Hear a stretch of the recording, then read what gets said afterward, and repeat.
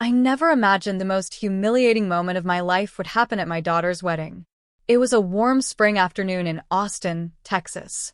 The Whitmore estate was dressed in white roses, silk ribbons, and champagne towers. My daughter Madison looked like a dream. Her ivory gown shimmered under the sun, and her smile could light up a room. I stood quietly near the garden archway, sipping sparkling cider, trying not to cry. Not because I was sad, but because I was proud. Or so I thought. Then I heard it. "She's a burden," Madison whispered to her new in-laws. "A pathetic failure. We need to get her into Hawthorne Ridge before she ruins everything." I froze.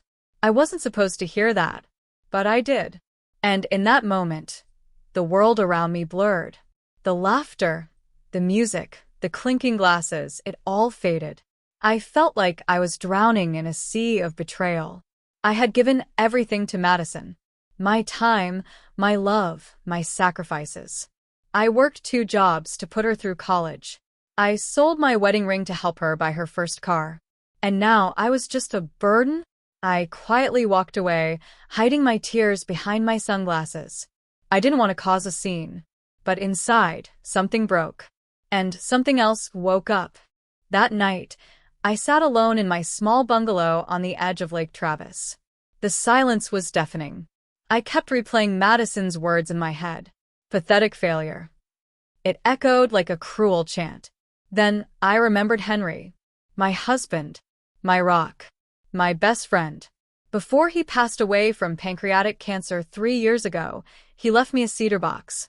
He said, "Olivia, if anything ever feels off, open this." I hadn't touched it since the funeral. But that night I did. Inside was a letter. His handwriting was shaky, but unmistakable. "My dearest Olivia, if Madison ever tries to take away your independence, fight back. Don't let anyone silence you. You are stronger than you know. I've seen you raise a child, build a home, survive grief. You are not weak. You are a warrior. Love always, Henry." I sobbed. Not just because of the betrayal, but because Henry still protected me, even from the grave. That letter was my lifeline, my shield, my reminder that I wasn't crazy, that I wasn't alone.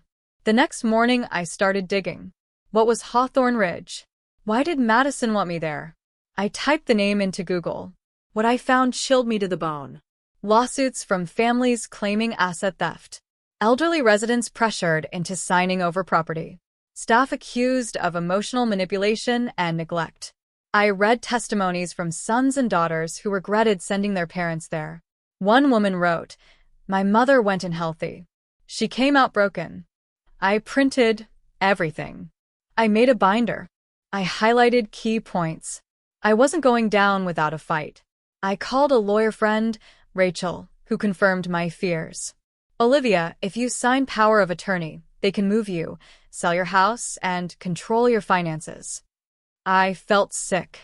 This wasn't just betrayal. This was a plan. A calculated move to erase me. But I wasn't going to let that happen. A week later, Madison came over. She brought pastries and a stack of papers. "Hey, Mom," she said sweetly. "I thought we could go over some legal stuff. Just routine." I looked at the papers. Power of attorney. Medical consent. Financial access. I looked at her. "No." She blinked. "What do you mean?" I stood up, walked to my bookshelf, and pulled out Henry's letter. I read it aloud. Every word. Madison's face turned pale. Then I handed her the binder. "This is Hawthorne Ridge. This is what you wanted for me." She tried to deny it. "It's not like that. I just wanted you to be safe." I didn't yell. I didn't cry. I just said, "You wanted me out of the way." She broke down. Tears. Regret. Shame. "I didn't know it was that bad," she whispered. "I was scared. I thought I was doing the right thing." I nodded. Fear doesn't justify betrayal. She left that day without the papers. And I felt free. It wasn't easy. Madison didn't apologize right away. But over time, she began to change. She called more often. She asked about my day. She came over to help with groceries. One day, she said, "I was scared of losing control. Scared of being alone." I thought if I managed everything, I'd feel safe. I listened. I didn't excuse her actions, but I understood. We started rebuilding. I moved into a small cottage near Lake Travis. I planted roses. I joined a book club. I started painting again. I made new friends. I danced at community events. I laughed more. I wasn't a failure. I was a survivor. I was Olivia Bennett. And I was finally living. Studio microphone, if you're listening to this and you've ever felt discarded, underestimated, or betrayed, remember this. Your story isn't over. You are not a burden. You are a force. And sometimes the most powerful thing you can do is say no. I'm not telling you this for sympathy. I'm telling you this because someone out there needs to hear it. You're not too old. You are not too broken. You are not too late. You are enough. And if someone tries to take away your voice, fight back.